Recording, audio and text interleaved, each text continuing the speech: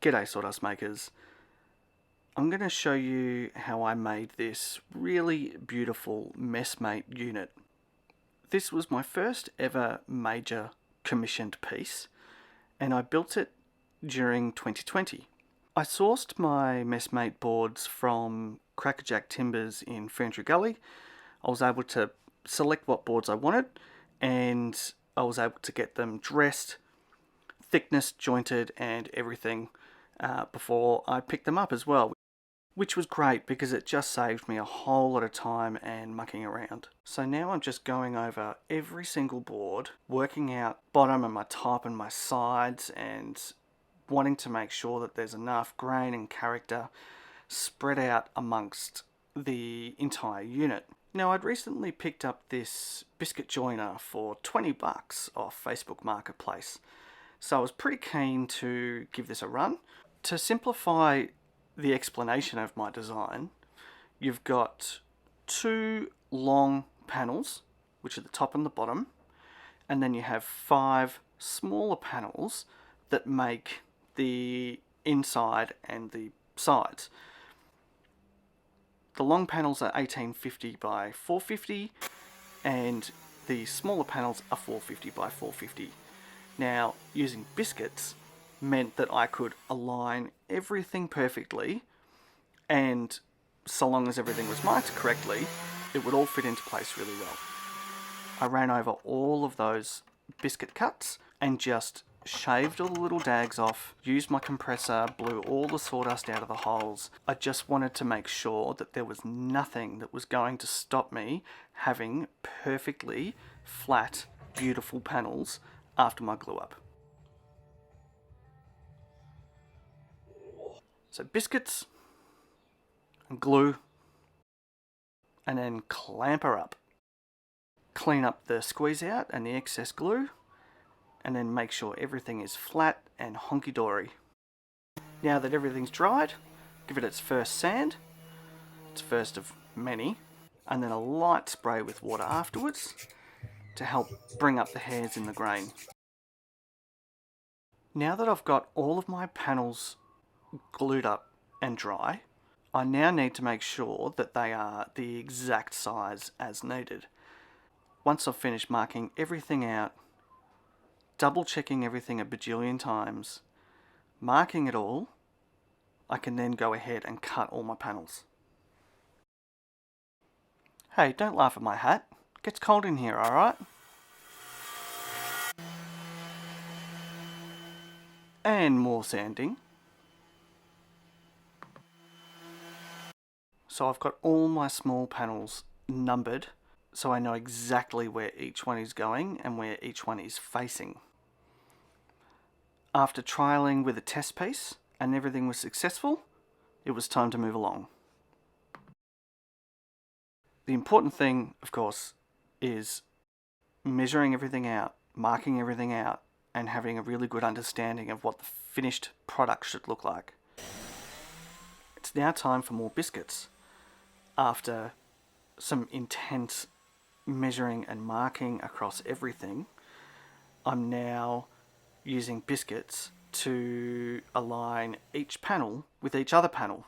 Now I found the idea of this really intimidating, but the process was actually quite straightforward. And basically what I need to do here is I need to plunge cut with a biscuit joiner. If you're not sure what I'm talking about, you'll see linked above is my video explaining in detail how I did this. I hadn't been able to find any other information online about using a biscuit joiner like this. I'd only heard word of it. But so long as everything was marked right, everything was straight, and you paid attention, then everything would work. In theory.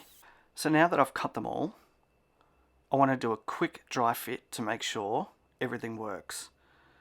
Chuck some biscuits in the holes, grab my smaller panels, and look at that.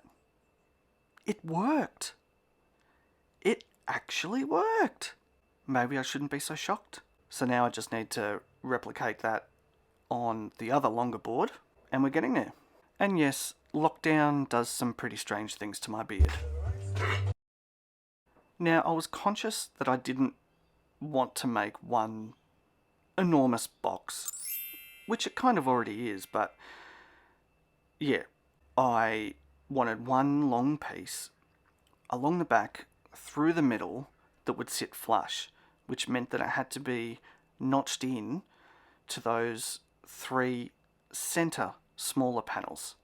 It would also mean that it would let air and light through, and also, depending on how they were going to use the unit in the future, they would be able to get power cords and other things through the back as well. So I thought it was a good idea and a good test of my skills as well. So the most important thing here, obviously, is that measuring and marking and making sure that everything is correct.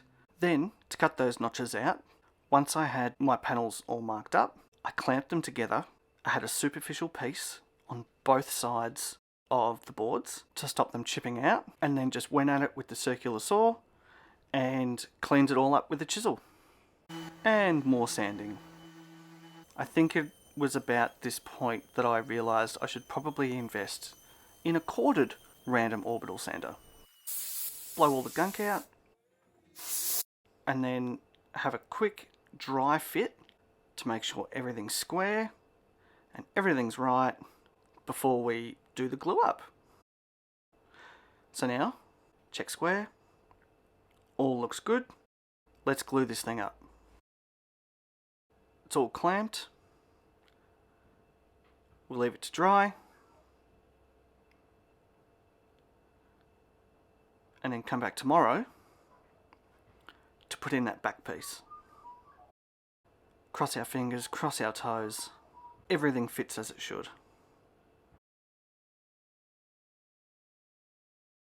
Look at that.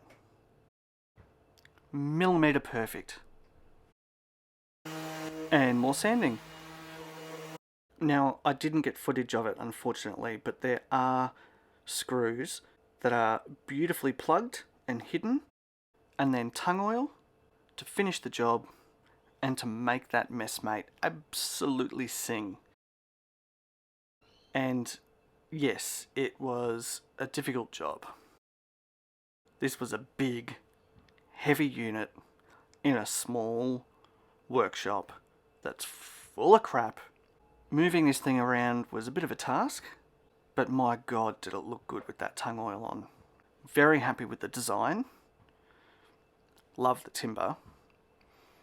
And the most important thing is the customers love it. They absolutely love it.